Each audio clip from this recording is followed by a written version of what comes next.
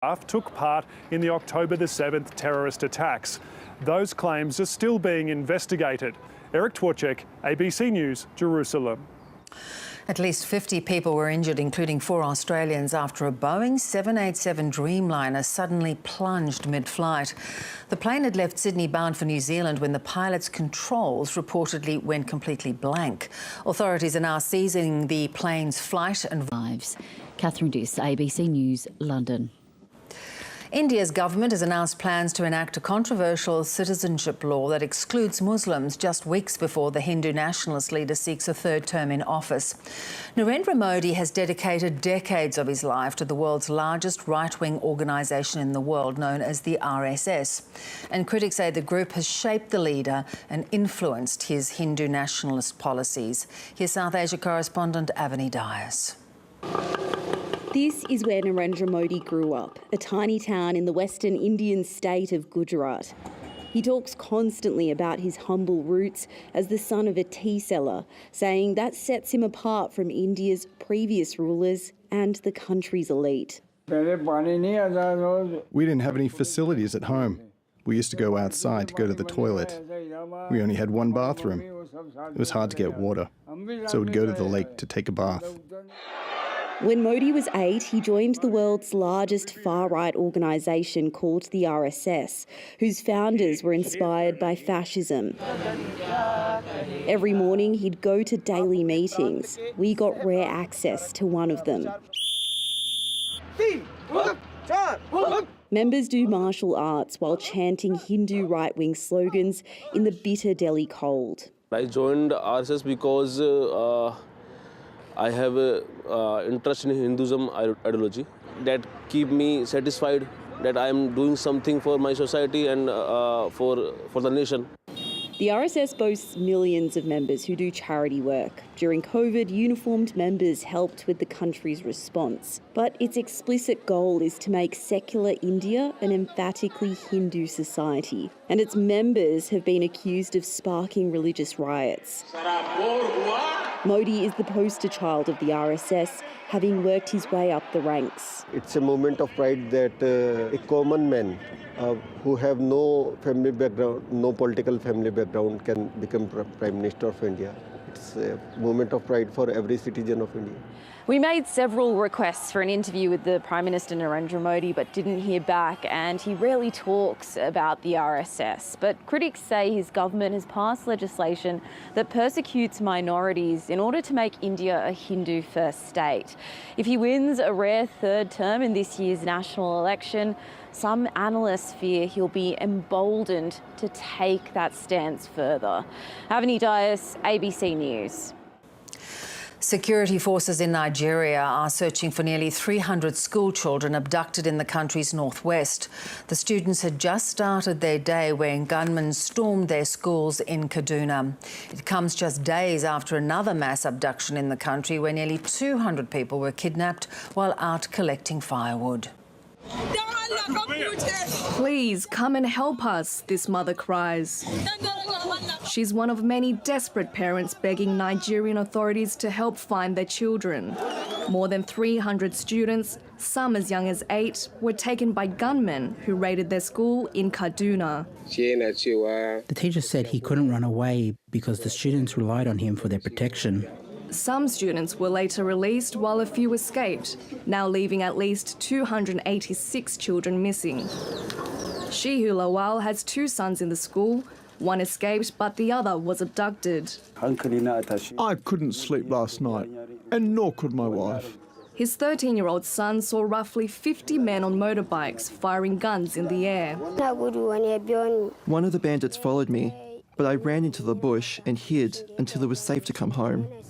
Security forces are now searching nearby forests, which often serve as enclaves for armed groups. We will try as much as possible to ensure that every child returns. No one has claimed responsibility for the kidnappings, but it's the second mass abduction in the country this week. Abduction, kidnapping became a way of getting money. Even in the capital now, we have up to 3 kidnappings per week. And it's just to have quick access to money. Held to ransom, with some paying the ultimate price. Nayan Kim, ABC News. The controversial social media influencer Andrew Tate and his brother Tristan are set to be extradited to the UK to face allegations of sexual aggression. A Romanian court granted the British request but postponed deportation until their local trial on charges of human trafficking concludes. Flanked by officers, Tristan Tate and his brother Andrew were led handcuffed from the back of a police van and into the Bucharest Court of Appeal. Andrew, are you ready to go back to London? They'd been detained for 24 hours after British police issued an extradition order over new allegations of sexual aggression between 2012 and 2015. As far as we know, this investigation was already closed. We don't know if this investigation is reopened, if there is any new evidence submitted by the authorities. Hours later, they exit the court, smiling. The judge granted the UK request, but only after Romanian trial proceedings finish. Andrew Tate and his brother were indicted, along with 2 local women last year, for human trafficking, rape and forming a criminal gang to sexually exploit women. We're very innocent men, and in time everybody's going to see that, and we're very excited to finish this judicial process and clear our names. The former kickboxer and Big Brother contestant has amassed millions of followers on social media by styling himself as the king of toxic masculinity. He's been banned from several platforms, including TikTok, for expressing misogynistic views and for hate speech. Whether a woman wants to be a lawyer or a housemaker or a webcam girl, unless she has a man directing her, they essentially have a kind of doctrine of misogyny. This is about sexual enslavement of women. It's about, women fully objectifying women. With the backlog of court cases in Romania, it's unclear when the trial will begin, making it difficult to judge when Andrew Tate and his brother Tristan will be extradited to the United Kingdom to face the fresh allegations. Both men have been released from custody but remain under judicial control, meaning they can't leave Romania. Catherine Diss, ABC News, London. Oppenheimer has come away as the clear winner of the awards season, taking 7 Oscars at the 96th Academy Awards in Los Angeles. Hollywood's Night of Nights had it all: an almost naked actor, a show-stopping performance, and some surprising moments along the way. Classic black dominating the red carpet and pink lighting up the screen with a nod to Margot Robbie's Barbie opening the show. You're so beautiful. I know. I was just thinking that. Comedian and host Jimmy Kimmel making his thoughts clear in his opening monologue, calling out members of the Academy for snubbing Barbie director Greta Gerwig. I know you're clapping, but you're the ones who didn't vote for her, by the way. The award season's Barbenheimer battle clearly won by director Christopher Nolan's film. The way this award season's turned out wasn't that much of a rivalry, so... With Oppenheimer winning 7 Oscars, including Best Director, Best Lead Actor... I would really like to dedicate this to the peacemakers everywhere. ...and the coveted Best Picture award. I could deny it, but I have been dreaming about this moment for so long. But despite Oppenheimer's wins, Barbie's Ryan Gosling had no problem stealing the show. I'm just kidding. The frivolity didn't end there. I can't open the envelope without Have you told all the truth? In a surprising moment, Lily Gladstone, seen as the favourite for a historic win as the first Native American woman to take home an Oscar, missed out. Lily, I share this with you. I am in awe of you, and it has been such an honor to do all of this together. I hope we get to keep doing more together.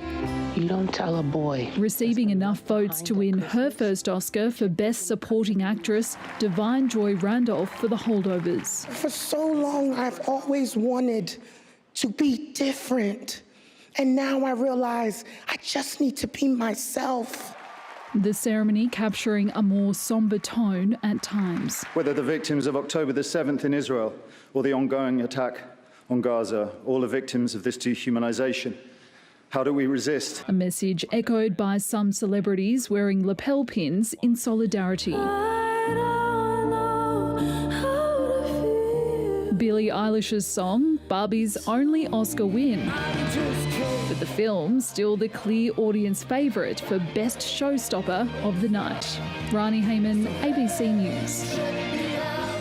China's rubber stamp parliament has wrapped up its week-long annual session. Now, during the meeting, China announced a goal of 5% GDP growth for 2024. Now, that's a modest figure compared to the nation's past achievements.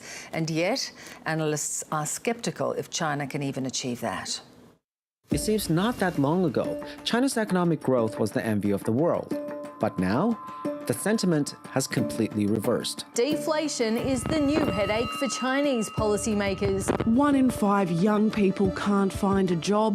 The property market is teetering on the edge. Right now, the investment environment in China is really deteriorating for foreign firms. China's America is fading very fast. And the stock market, amid all this turmoil, has just hit a 5-year.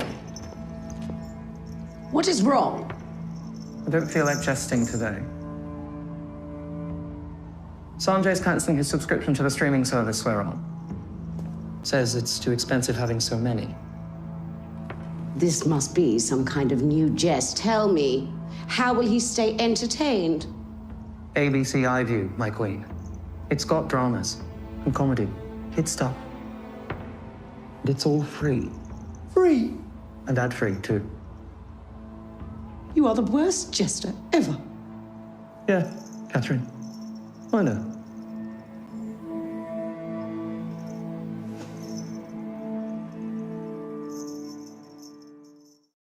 From music. I think this is the first clip we ever made. I probably wasn't much of a singer back in the day, but that wasn't the point. It was what you brought to it. To politics. We haven't worked through the best way to be democratic. Peter Garrett opens up to Lee Sales. I'll get emotional now. You need to be out and about. You need to be moving forward. You need to...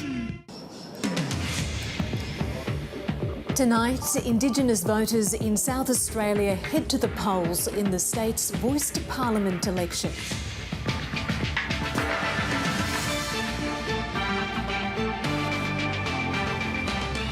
Also ahead, Queenslanders elect their councils, while 2 state by-elections test Labor's popularity. Environmental activists swarm Melbourne CBD, causing major disruptions. And a tropical cyclone expected to form off the Northern Territory coast tonight.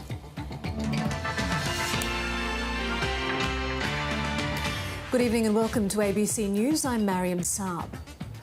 4 months after Australians rejected a federal voice to Parliament, South Australian First Nations people have voted in their first state-based voice election. The SA government expects thousands of Aboriginal and Torres Strait Islanders have cast their ballot. Reporter Evelyn Leckie filed this report from a polling booth at the Dupang Pangari Festival in the Coorong region, southeast of Adelaide. From 10 a.m, we saw a steady stream of First Nations voters coming here to have their say and to vote for candidates they wanted to see represent them when it comes to advising the SA government. This First Nations festival was an easy way to draw in voters who were enjoying all the cultural activities that were on display this weekend. They will choose from 113 candidates to fill 46 positions across 6 regions in the state. We're in Region 4 at the moment. That covers South Australia's southeast and Riverland.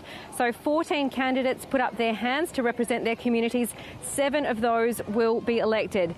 Many voters here were from across the state, so they were able to select their region by providing their address to the SA Electoral Commission. Here's what some of the festival goers had to say earlier.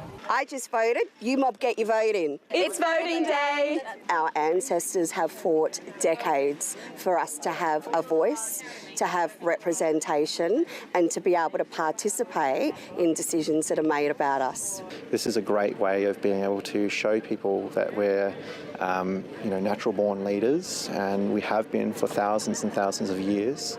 And I think it's about time that we take control of our own communities again. Counting votes, though, won't begin until March 25th to allow for the time for postal votes to be returned from remote communities. Polls are closing soon in Queensland's local government elections. Voters have been choosing the mayors and councillors who'll make up the state's 77 councils. The day has also seen 2 state by-elections in the seats of Ipswich West and Inala, where voters expressed their concerns. This community gets stereotyped a lot. It is a great community. It's very multicultural. And I also think this community gets forgotten about. So we need people who will help this community and boost this community. There's just a lot of youth crimes happening in the area, so it would be really good to get someone that can actually put a stop to that. I think it might be close. There seems to be some issues around for people, and I don't know, we don't seem to be a very cohesive bunch. We have really polar, different ideas, so... Inala was held by former Premier Anastasia Palaszczuk and before that by her father Henry. She gave some advice to Labor's candidate. I'm here to support Margie Nightingale, and look, she's a very hard-working person here in the local community, and she loves the community just as much as I love this community. I'm going to give her the same advice that my father gave me, and that is whoever comes through your door always comes there for a reason, and to treat everyone with respect and to make sure that you really listen because they've come to you for help. So if Margie does that, which I know she will, she'll be a very, very good local member. The by-elections are being seen as a gauge of voters' sentiment ahead of state elections later this year. Both seats are considered Labor strongholds, and opposition leader David Crisafulli says even a swing away from the government would be a win. Residents here can't change the government, but they can change the way the government conducts itself. And success for me looks like people for the first time choosing to vote something other than the Labor Party, a party that has overseen the health crisis, the youth crime crisis, the cost of living crisis, the housing crisis. Something must change, and residents in these seats have the ability to be able to send that message. The Bureau of Meteorology has issued a warning for coastal communities in the Gulf of Carpentaria, where a tropical cyclone is expected to form today. A cyclone watch has been declared for coastal communities from Groote Eylandt down to the Northern Territory, Queensland border. The storm is on the same path as Cyclone Lincoln was just a month ago. The monsoon trough continues across the Northern Territory top end, and this tropical low that we have been monitoring for the past couple of days is currently located to the east of Groote Eylandt.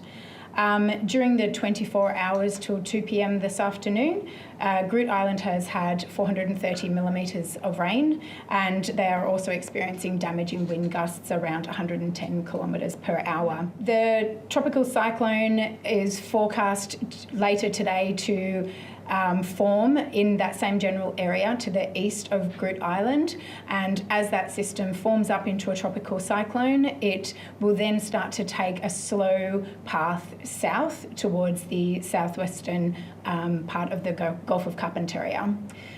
The current forecast for this system is that it will reach Category 3 strength prior to crossing the coast in the southwest of the Gulf of Carpentaria. Destructive wind gusts in excess of 125 kilometres per hour possible from tomorrow evening, so from Sunday evening. And it's also possible to have very destructive wind gusts from Monday morning. And so that will be particularly close to the centre of the system as it crosses. So the warning area at the moment, this afternoon on Saturday, extends from Numbulwar in the Northern Territory around to the Queensland border. As that system heads further south, we expect that warning area to contract. There are major disruptions in Melbourne CBD as environmental activists block one of the city's busiest areas. Extinction Rebellion protesters marched through the city before a sit-in outside Flinders Street station. Police are attempting to move protesters from the location, with trams and traffic along Swanston and Flinders Street disrupted. There are so many things that I'm here for, but it's all one fight. It's all one fight. I've come down here because it's been weighing really heavy on my heart, the displacement and the death, and this is what helps me feel empowered to keep going, to keep getting up in the morning and to keep being on the planet right now. 2 people have been injured in an accident involving a shopping centre display car in southwest Sydney. Police have interviewed a 14-year-old boy who they say was sitting inside the display car when it began moving. 2 people suffered minor injuries when the SUV accelerated and then reversed inside Westfield, Liverpool at around 12:30 this afternoon. Police say the teenager has been allowed to leave the scene with a family member, but their inquiries are continuing. The Prime Minister says that he expects Chinese demand for Australian wine to pass historic levels if tariffs are lifted this month. China applied tariffs of up to 220% on Australian wine in 2020, accusing Australia of anti-competitive behaviour. Beijing this week released an interim decision as part of a review of the measures, deeming that they're no longer needed. Anthony Albanese says that he expects a positive outcome within weeks. I expect that not only will it reach the levels of $1.1 billion in value, it will top that. I think there has been a build-up. Israel has approved plans for a ground invasion in Rafah in the midst of ceasefire discussions with Hamas. Prime Minister Benjamin Netanyahu made the decision after a meeting with his war cabinet in an attempt to put further pressure on Hamas. Aid groups have warned that any attack on the city of Rafah is likely to cause significant civilian casualties and worsen an already acute humanitarian crisis for some 1.5 million Palestinians trapped there and across the territory. I think the consequences of a ground operation in Rafah in the current circumstances would be catastrophic for the people of Gaza, for the Palestinians. It would be catastrophic for the humanitarian situation. It would be catastrophic all around. We very much hope that all of this can be avoided. The United States says that it's working intensively with Israel and intermediaries to reach a hostage deal that would eventually lead to a potential ceasefire in Gaza. Israeli Prime Minister Benjamin Netanyahu described the latest ceasefire proposals from Hamas as unrealistic, but said a delegation would join negotiations in Qatar. The US Secretary of State Antony Blinken says that there was a sense of possibility and urgency. To get an agreement, to get a ceasefire, to get the hostages back, to get even more humanitarian assistance in. This is something that we're committed to, and we will work as long and as hard as it takes to get it done. And the first shipment of maritime aid has arrived in Gaza as the Spanish-flagged ship Open Arms releases its barge load of aid. The vessel has towed around 200 tonnes of aid from Cyprus to northern Gaza. Meanwhile, the federal government is suggesting the method by which some Palestinians fled Gaza was a factor in the sudden cancellation of their Australian visas. Several Palestinians have been left in limbo after their visas were cancelled while en route to Australia. A spokesperson for the Home Affairs Minister says the government makes no apology for maintaining national security and that the government plans to investigate the way in which some visa holders exited Gaza.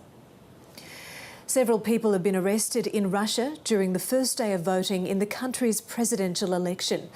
Vladimir Putin is seeking another 6 years in office in an election that's widely seen as rigged. Europe correspondent Steve Kinane reports. Siberian shaman call on spirits for guidance. As polls opened in Russia's presidential election. In Moscow, rare acts of dissent caught on camera. Polling stations have been set on fire, while ballot boxes have been filled with green dye. Signs of anger at an electoral system that is neither free nor fair. They don't have a right to claim that they're democratically elected. Roman Udot has been... The president's tactic of running out the clock appears to be working. I think if you're a betting person, you would probably want to bet that this is going to happen later than happen sooner. Later than November could suit Donald Trump just fine. Barbara Miller, ABC News. Tourism authorities in far north Queensland have taken a $280 million hit in the months after a catastrophic flooding event. Cyclone Jasper caused widespread flooding across the region in December, and occupancy rates are still subdued ahead of the normally busy Easter holiday period. This is the only way in and out of one of the world's most popular tourist destinations. Flooding caused by Cyclone Jasper in December created a 56-metre landslide, cutting off the picturesque Cape Tribulation, where the World Heritage listed Great Barrier Reef and wet tropics rainforest meet. We're up to 3 months now with no income, no trade, and we don't really know where to go from here. It's a devastating blow for tourism operators like Jackie and Julian Pagani, whose campground is eerily quiet.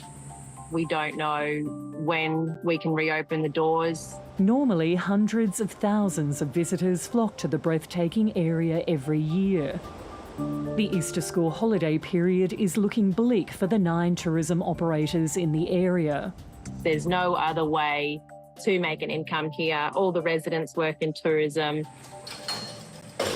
The Daintree River Ferry is the only way into Cape Tribulation by road. Normally it takes 100,000 cars across each year, filled with tourists. But ferry officials say today there's only been a handful of visitors that have made the trip. Come with me as we head off on an exciting road trip from Cairns to Port Douglas. Further south, Port Douglas has long been a favourite holiday spot, favoured by US presidents and celebrities, including Kylie Minogue. Today, there's only a handful of tourists on famous 4 Mile Beach. Cafes are quiet, and so you find, everyday objects. The Maritime Museum of Tasmania recently embarked on a new project to find these objects and to put them into a centralised database. What we're trying to do is to make a big list, catalogue all these so it can be preserved. To gain a better understanding of these underwater remains and their national significance. Liz Gwynn, ABC News.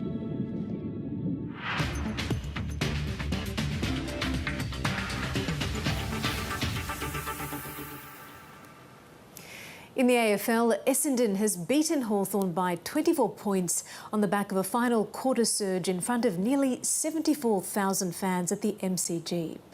On a hot afternoon in Melbourne, the Bombers held a slim lead over the Hawks at every change before a 5-goal-to-2 final term.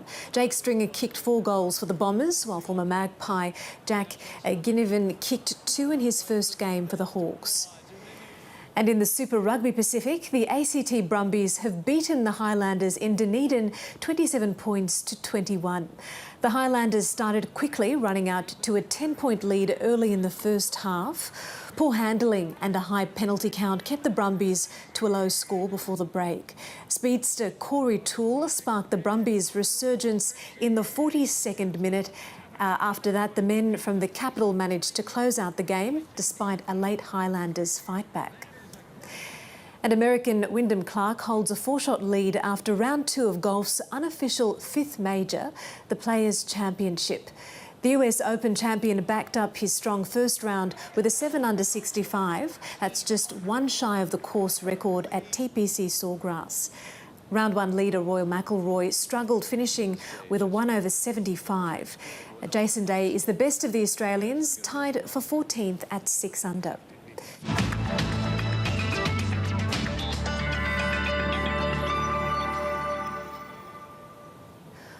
On the satellite picture, monsoon winds and tropical lows are triggering rain and storms in the tropics, heaviest in the top end and Queensland's north near a strengthening low.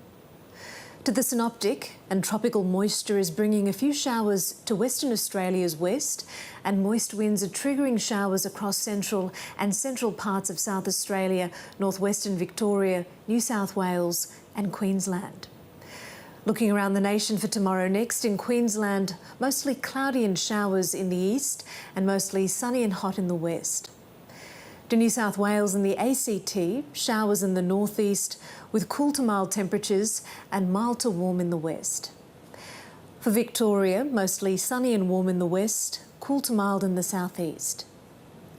In Tasmania, mostly cloudy and mild in the south and mostly sunny and cool to mild in the north. Turning to South Australia, a late shower there with very warm to hot temperatures in the southeast and central parts, mostly sunny and mild in the west, and an isolated shower and hot in the north.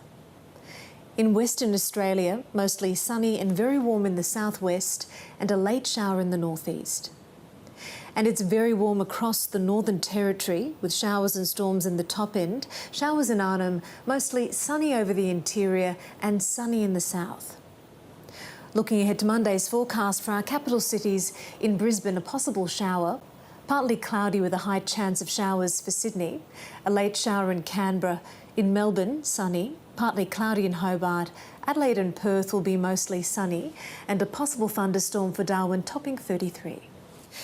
Returning to our breaking news this hour before we go, the Weather Bureau says Tropical Cyclone Megan has formed in the Gulf of Carpentaria. The system is currently east of Groote Island, where it's already dropped more than 460 millimetres of rain in the last 24 hours. It is forecast to track south, crossing the coast between Nathan River in the Northern Territory and the Queensland Northern Territory border from early Monday as a Category 3. We'll bring you the latest on this throughout the evening. And that's all from ABC News. I'm Mariam Saab. Stay with us. Australian Story is coming up after this break.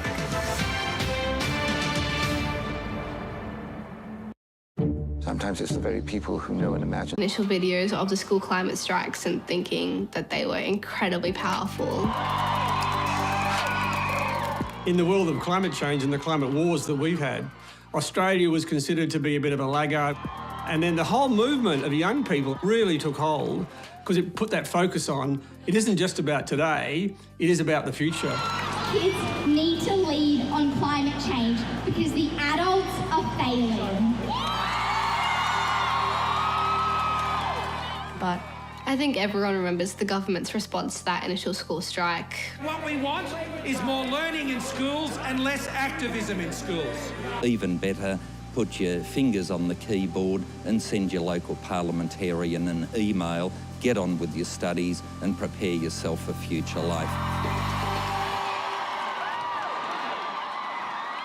Politicians say, oh, well, the kids should be in school, they shouldn't be out in the street protesting. We sort of all went, well, bugger that, we're going out anyway. Let's show them today that we will not stand by. We will not let our government stand by as our future burns.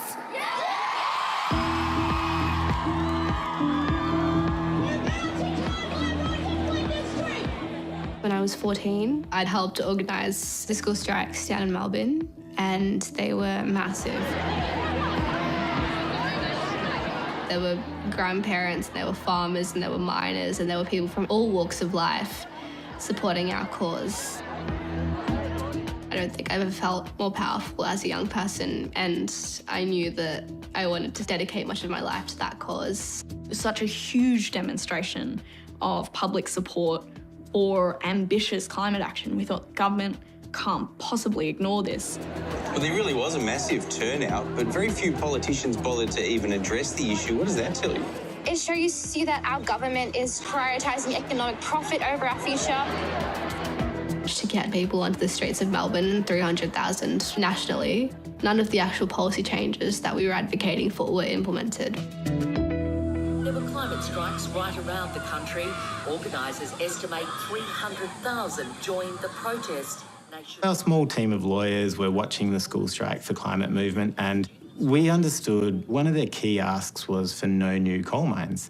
And we were thinking about that as lawyers. We were interested to see whether they wanted to bring a case that would challenge the federal minister's possible approval of a coal mine on the basis that she had a duty of care to avoid harming children. And they were looking for young people to participate and engage in that process. I had no second thoughts about jumping on board. Essentially, we were trying to stop the then Environment Minister, Susan Lee, from approving the extension of a coal mine called the Vickery Extension Project, located in the mining region of New South Wales. As the lead litigant, the case was essentially in my name. The case became known as the Sharma versus Minister for the Environment. So she did become, in some ways, the face of the case. I became involved when David Barnden rang me up The students, being under 18, couldn't represent themselves, and so they had to search around for someone who was over 18. Sister Bridget previously acted as a litigation guardian many, many times, but that was in the context of asylum seekers. She really, really believed in the concept of empowering young people. I'm quite passionate about the issue in itself. I used to be a science teacher, so I couldn't help but think I wished I'd had some of these young students in my classes. As soon as we filed the proceedings back in September 2020, there was immediate media interest. We had 8 young people and an 86-year-old nun. There'd been no case like this before. The Teen Green and the Nun has a pretty great ring to it as a title. Yes. Have you thought about scripting this into a TV show or even a feature film? Well, that's going a bit far, I think. The next avenue for change, first a protest, then courtroom, then a TV show. Who knows? I went to the court for the first day of the hearings, and that was one of the first times I've ever been to a court. Being a young person there on a day off from year 11, it was more so intimidating than anything else. Just everyone seemed so tall, everyone seemed so well dressed, and, you know, I was wondering how I'd ended up there and what I was doing. After the first day of court case, Anjali followed the live stream from her school. Anjali had come into school early and find an empty classroom where she could log on to a Zoom call to be able to do a podcast to explain what was happening in her case, and then would have to turn around 15 minutes later and go and attend an English class. Now, if global warming is all about the science, why do global warming activists keep getting children to push their wild claims? There was a lot of media criticism. These young people are naive. They're being controlled by the lawyers. They're being controlled by their parents. They're being controlled by the renewable energy companies. I don't know the inner workings of the legal system, so I have relied on the help of lawyers. Nobody's pressuring me to do this. I've got so many other ways I could be spending my time. They are aware of what's going on and what needs to be done. And they are standing up for themselves and for other people. The young people, they desperately wanted this case to win, desperately wanted it. As a much, much older person, I couldn't help thinking, oh, I hope they're not too let down. In mid-2021, the judge handed down his decision. I was watching the live stream from my Year 11 economics class, and it was quite surprising. There are features of the relationship between the minister and the children which favour the recognition of a common law duty of care. The judge didn't issue an injunction to stop the coal mine because he couldn't be sure the minister would actually breach her duty. However, the judge decided that there was a duty of care that the minister owed to children, and it was the first time that the federal court had considered it and accepted it. A class action by a group of Australian school students has set a legal precedent which experts say could have widespread ramifications for climate change policy. To have a court rule in favour of us felt incredibly validating. It felt like, you know, we'd been fighting for this for years and years through the school strikes. It is a historic judgment. So this is an amazing decision. It's the first time in the world that such a duty has been recognised. I didn't agree with the judgment.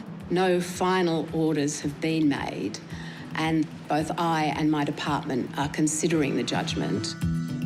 Cartoons were made about the trial. We were approached by documentary makers and people wanting to make drama series out of it. And Jarly's had her phone ringing non-stop. The joy of that court victory lasted about 2 months before the government announced their intention to argue that they didn't, in fact, owe us a duty of care.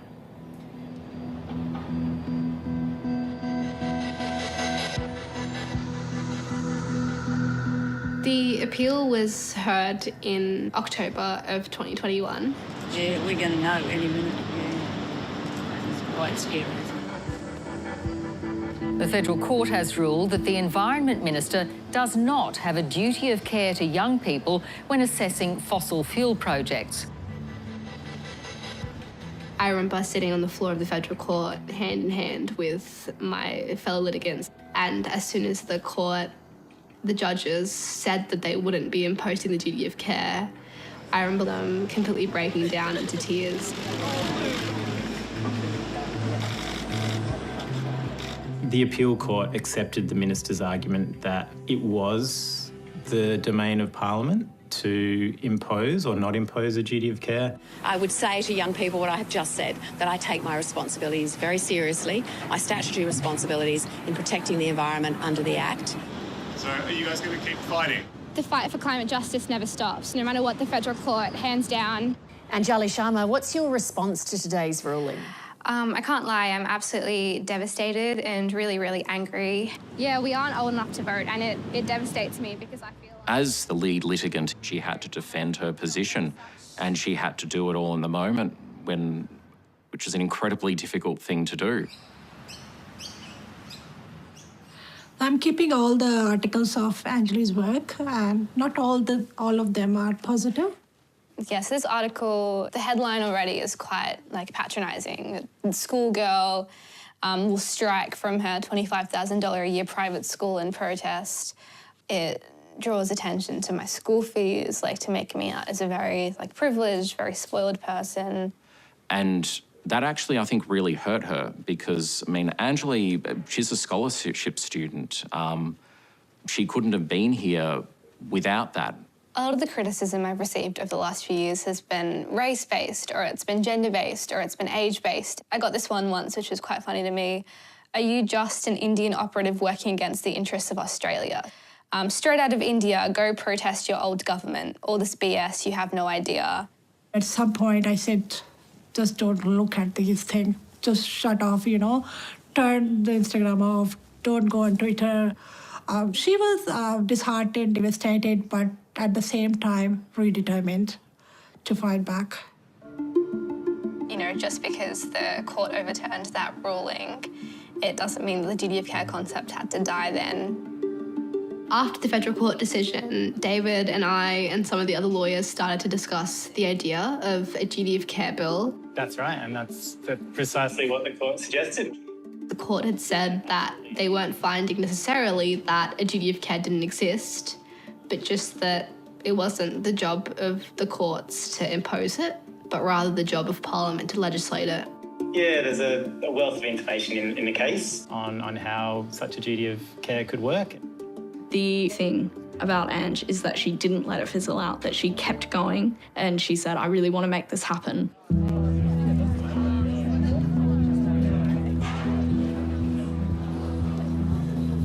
Anjali moved to Canberra in 2023, beginning of 2023.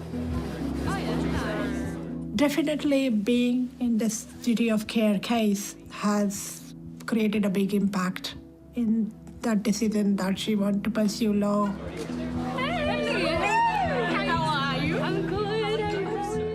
It was a perfect place for me, not just to study law and arts, but also to continue and to build this campaign. So not science, guys. I built up this body of research, which I then began to take to politicians to ask them to hear me out and to take on the bill.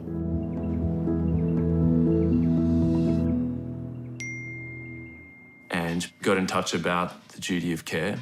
We then started to work out, well, how could you actually do this in law? I'm here today standing alongside Senator Pocock as we table this bill in Parliament to implement a statutory duty of care. The bill would establish that when the government is looking at approving or funding new fossil fuel developments, that they are required to consider the health and well-being of young people as a paramount consideration in that process. Too many of the decisions we make in this place do not factor in the futures of young people and future Australians. So I was thinking we could frame it as a little panel about intergenerational equality, and we could be there as a climate perspective. After the bill was launched, the campaign was gaining traction. So we started to put together a bit of a team that would be the inner machinery of the campaign. Everything we do, I feel like, is a massive long shot. People like me, interested in advocacy, interested in politics. What was that figure that you were saying? When I became aware of the campaign, I sort of immediately jumped on board. Not too many stats because then the numbers will get mixed up in people's heads. Yeah.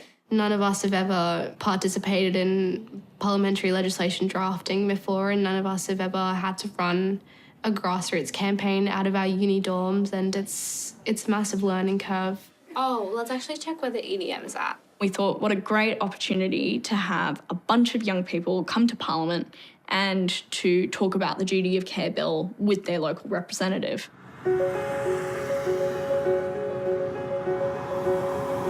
Hi, I'm Ange. And I'm Jess. And it is 7 a.m. and we are currently on our way to Parliament. It's going to be a massive day and we're so excited. Come along, guys, and see how it goes. That's a mud sheet for you, my friend.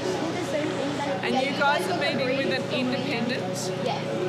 It's your first meeting, We've only been here once on a school excursion, and it's all, like, we never came here to actually discuss something. In my notebook, I have like a million books. It feels like the government is so far away from you, and today we've actually got that opportunity to just come here and actually express ourselves.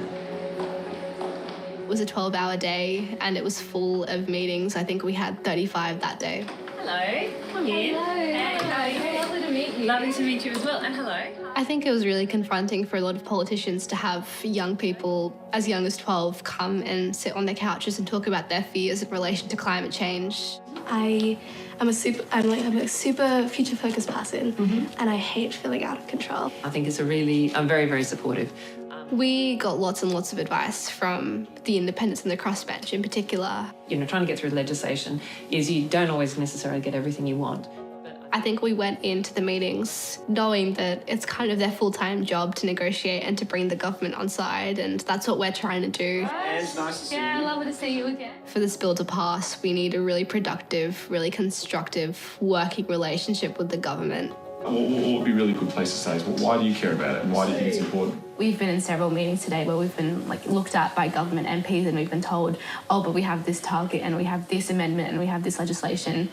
There is still no policy that takes into account our interests, our health and our well-being. We offered up this bill as another tool in their belt to achieve their targets and to complement their policies. The current Commonwealth Government was elected on the basis of 82% renewable energy by 2030. As of the middle of last year, we're up to about 35% renewable energy in our electricity grid. We're not going fast enough yet, but it's not simple. We're here for one reason, like everybody is here today, and that's to pull a halt to this reckless renewable race. Yeah, look, we all have concern about how do we reduce our emissions, how do we look after our environment. That's the only thing at contention here, is about how we achieve it and who bears the burden of it. I care about our children's future, and this is not the way to go.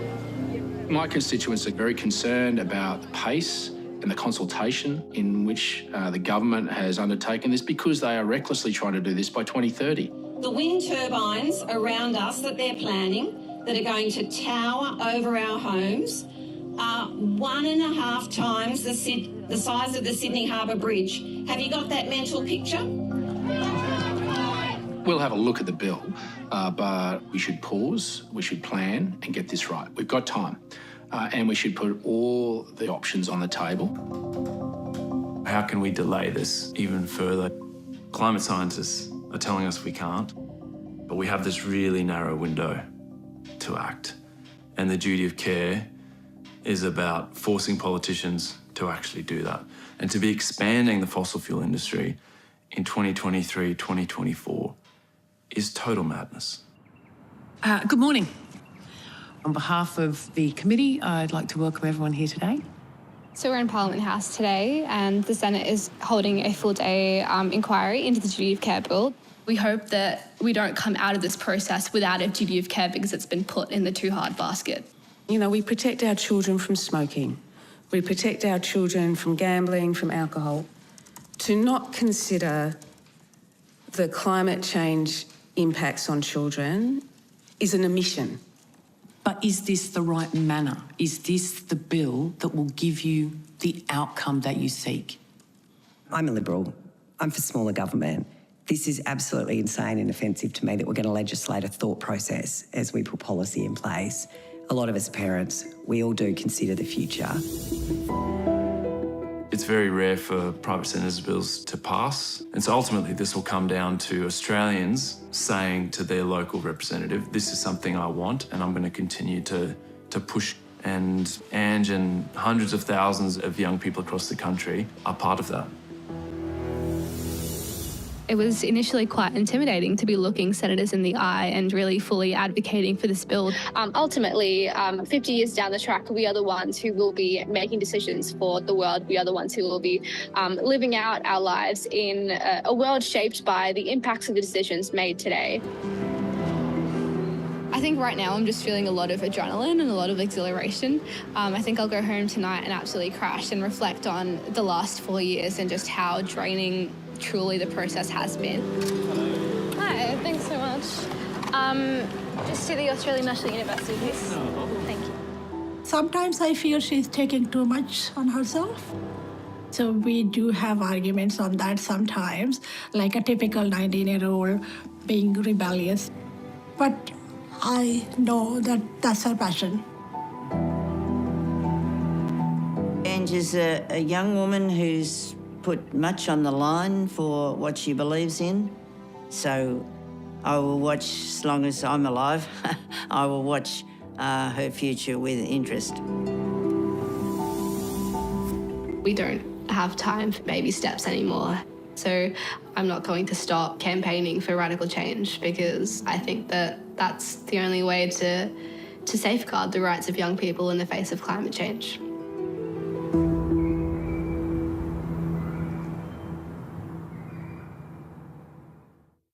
I can't wait till I'm having meetings with you guys. And you are so cool. And thank you. Also, you guys are so cool. So Just imagine being that parliament person and just seeing a bunch of kids, hey, we're going to talk to you, and we're kids, so you can't say no. Eat it. Here we go. 1, 2, 3, everybody. Say duty of care. Duty of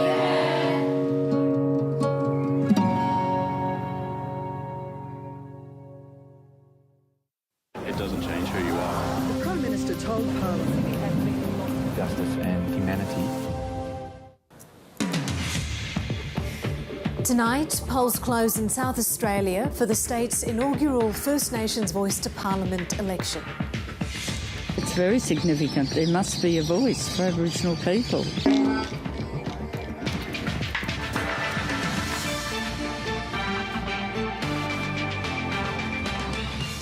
Also today, Queenslanders have voted for their local councils while 2 state by-elections test Labor's popularity.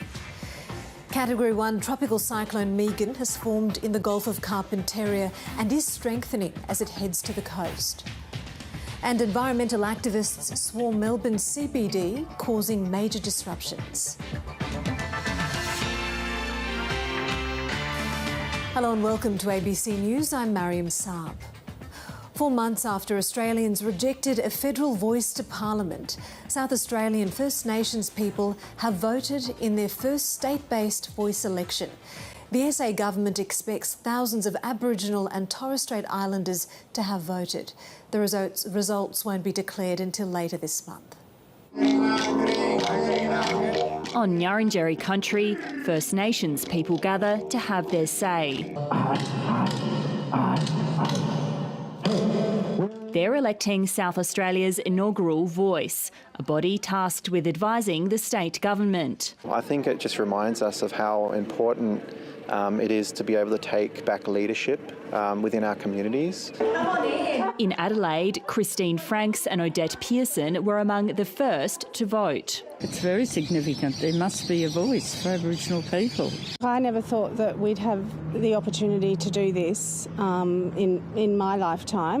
About 30,000 people were eligible to vote. The government expected only about 10% would participate. We recognise it's the first time we're doing this in South Australia, and there is a hangover from the referendum last year that I think will dampen turnout. The SA Voice is not enshrined in the state's constitution.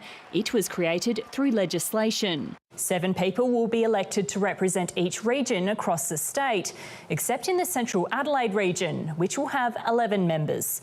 2 people from each local voice will then be appointed to a 12-member state voice.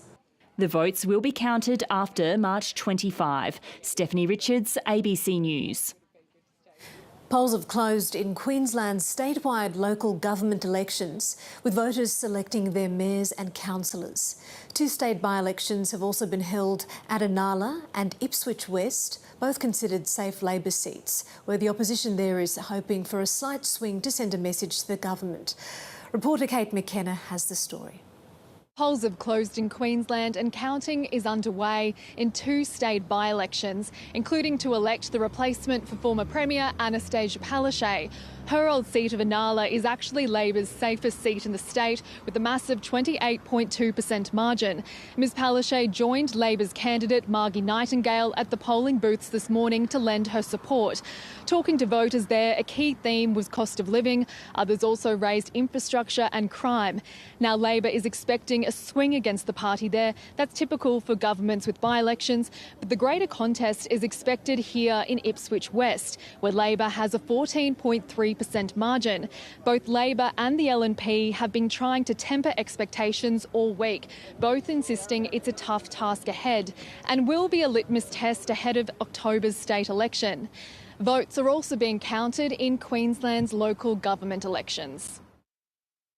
Parts of Melbourne's CBD ground to a halt today as protesters staged what they've described as an act of mass civil disobedience to sound the alarm on climate change. About 24 people were arrested in heated and highly visible clashes between the climate change activists and police.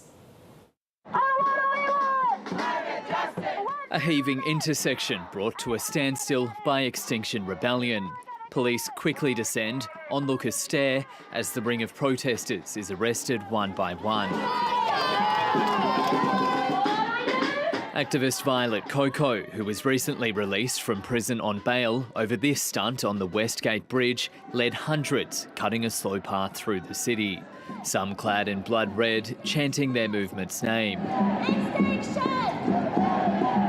Public transport was paused, major streets congested. Compared to climate collapse, it's a very minor disruption. As the environmentalists issued an urgent call to arms. We're asking the government to declare a climate emergency.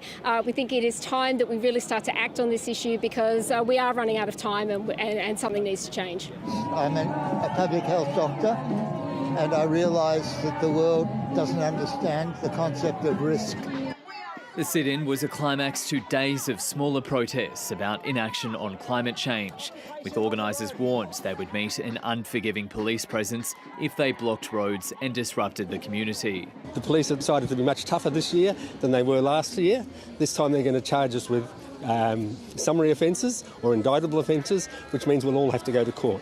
This is an action designed to maximise disruption, but the activists say, faced with multiple warnings from scientists that the world is on track to miss critical targets that will limit global temperature rises, there's few other ways to get the urgency of their message through. To stop all new oil and gas and coal. It's the only way we can get attention now. 32 people were arrested and charged with offences ranging from obstructing a road to hindering police. Jessie Thompson, ABC News. The Weather Bureau says Tropical Cyclone Megan has formed in the Gulf of Carpentaria. The Category 1 storm is moving east of Groot Island, where it's already dropped more than 460 millimetres of rain in the last 24 hours. It's tracking south towards the coast, along the same path as Cyclone Lincoln just a month ago.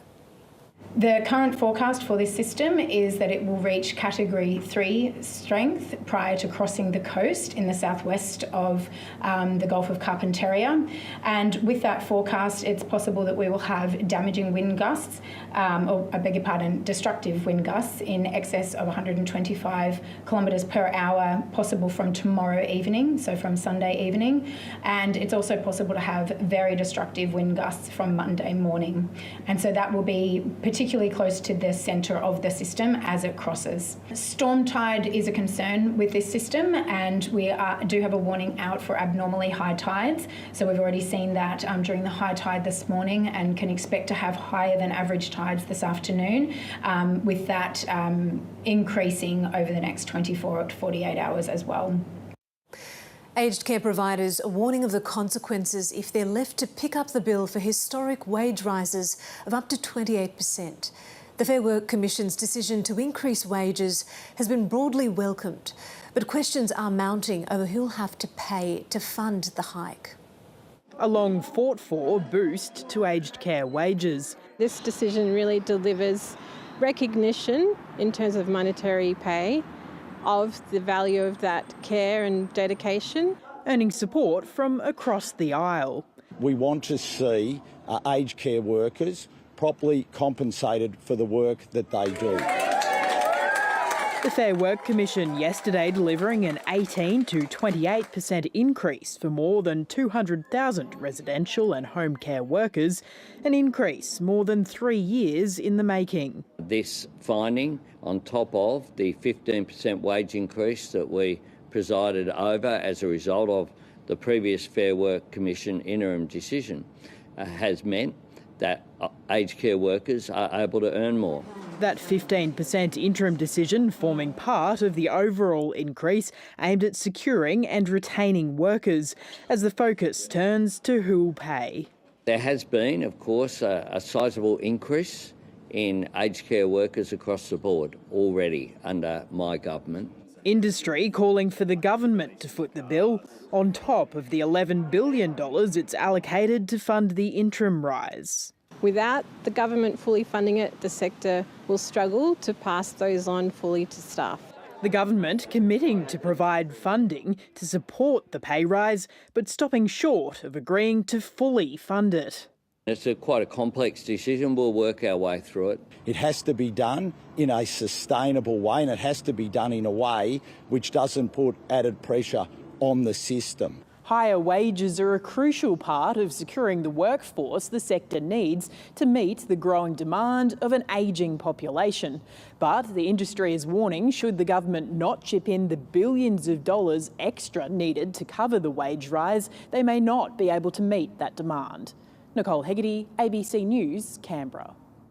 The Victorian government says that it's continuing a crackdown on real estate underquoting, with auctions in Melbourne's northern suburbs coming under scrutiny this weekend.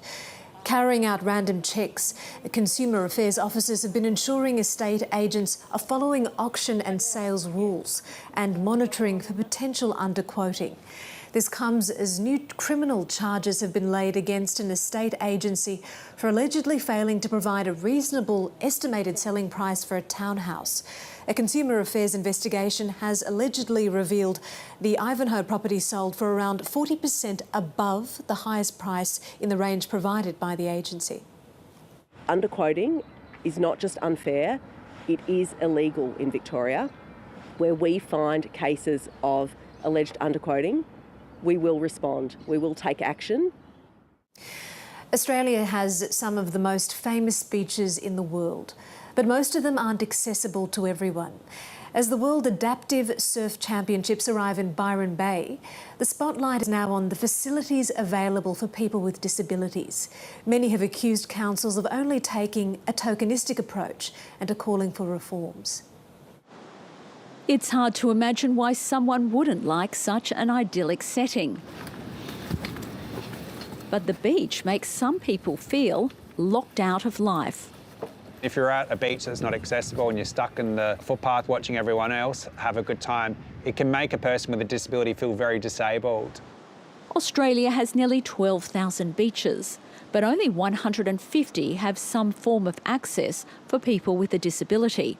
And even then, often there aren't options for everyone. Some councils are really proactive. Other councils have a very tokenistic approach. That's very much like that with Bondi Beach. They've got beach matting and beach wheelchairs, but it's not easily accessible. The World Adaptive Surf Championship is being held at Byron Bay. Surfer Dave Monk says there's room for improvement there. The only reason we surf here and it is accessible is because there's a boat ramp. It's not like the council did anything to make it accessible.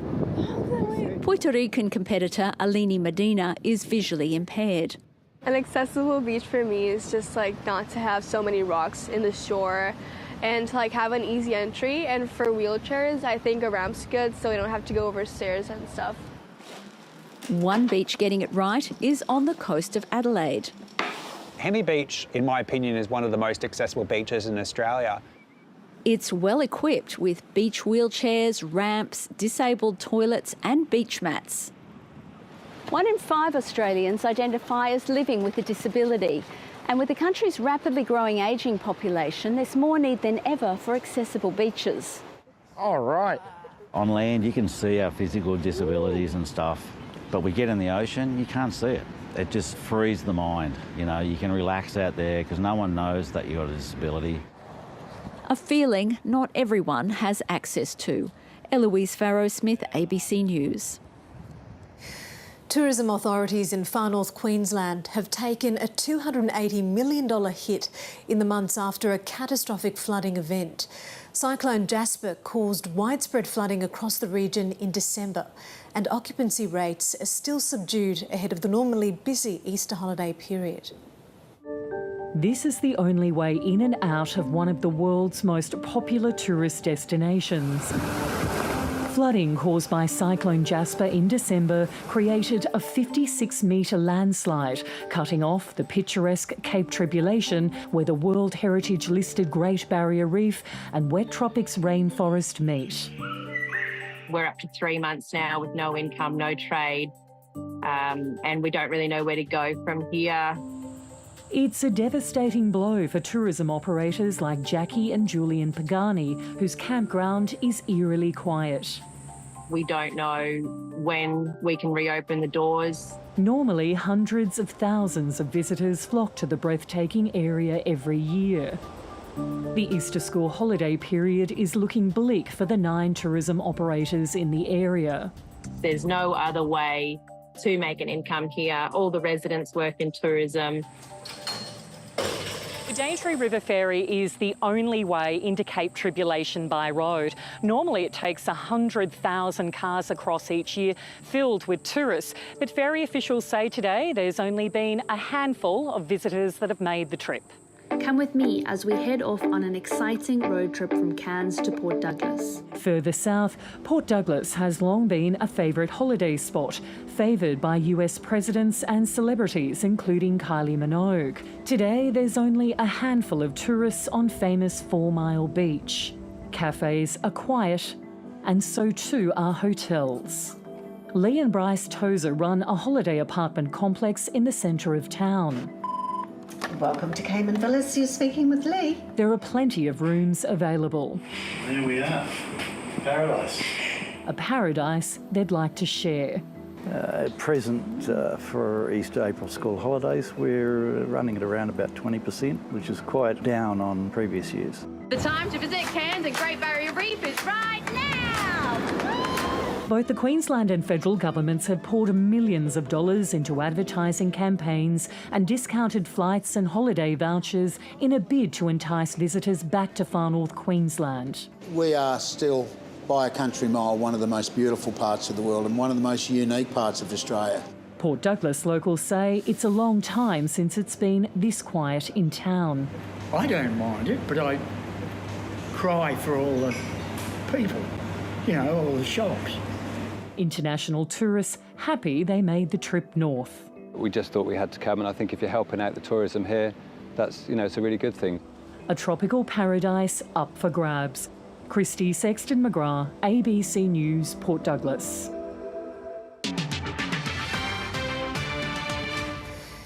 Israeli Prime Minister Benjamin Netanyahu has approved plans for an attack on the city of Rafah in southern Gaza, where an estimated 1.5 million people, many displaced from elsewhere in the territory, have sought shelter.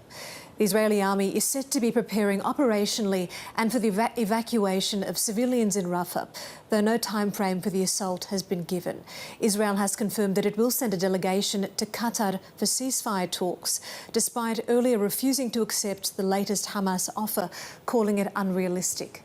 Aid has started arriving via sea, with 200 tonnes of food on this barge approaching a makeshift jetty in Gaza amid a worsening humanitarian crisis.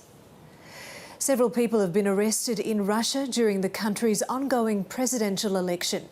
Vladimir Putin is seeking another 6 years in office in an election that's widely seen as rigged.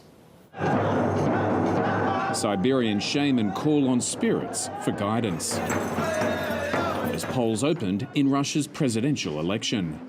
In Moscow, rare acts of dissent caught on camera.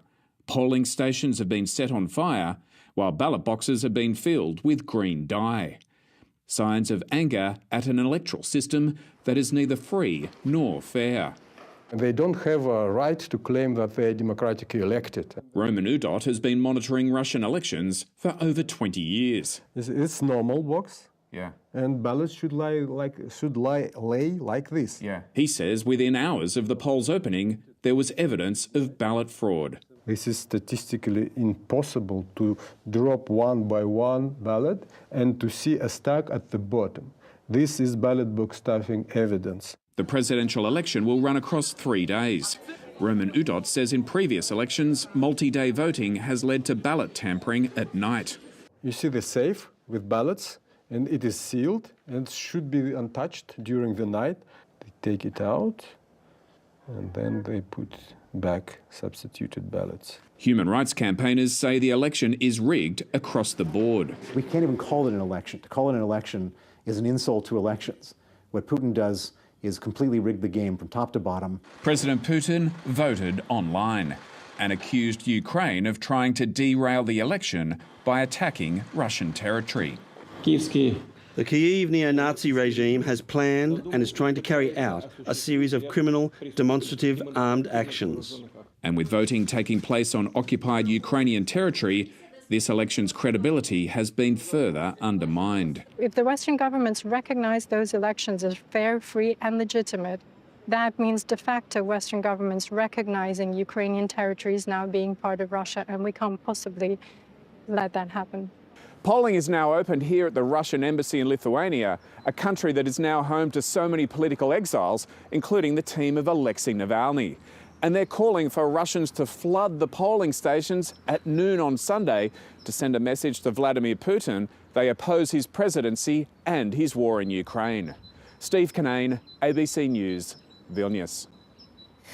Germany, France and Poland have agreed to supply more weapons for Ukraine's use from profits from frozen Russian assets in Europe. The three leaders met in the German capital Berlin, vowing to support Ukraine as long as it takes, saying Europe's security is at stake. The move came as Russia launched a lethal rocket attack on the Ukrainian port city of Odessa. At least 20 people were killed and dozens more injured when ballistic missiles hit a residential area. It's Moscow's deadliest attack on Ukraine in weeks. Destructive tornadoes have ripped across central parts of the United States, killing at least 3 people. Rescue crews have spent the day searching under collapsed homes for survivors. First one, see it? The tornado. Then another and another. In all, half a dozen tornadoes struck the Midwest in quick succession, flipping cars in Indiana, flattening neighbourhoods in Ohio. Those caught up in the fury describe the experience. Heard it coming, like they say. They sound like freight trains, several of them. A couple flashes of light, and then we just heard everything just pepper against the house, and my husband looked out and he goes, "I just saw the garage blow away." One tornado packed wind speeds of more than 220 kilometres an hour. Taco Bell's gone, Goodwill took out the church, Walmart took out half of the Walmart. Among the worst hit, a small fishing village in Ohio. We did our best search as we could, but there's many places we couldn't get to. So we're going to recheck those areas again. Authorities describing the clean-up as a long-term effort. Amy Greenbank, ABC News.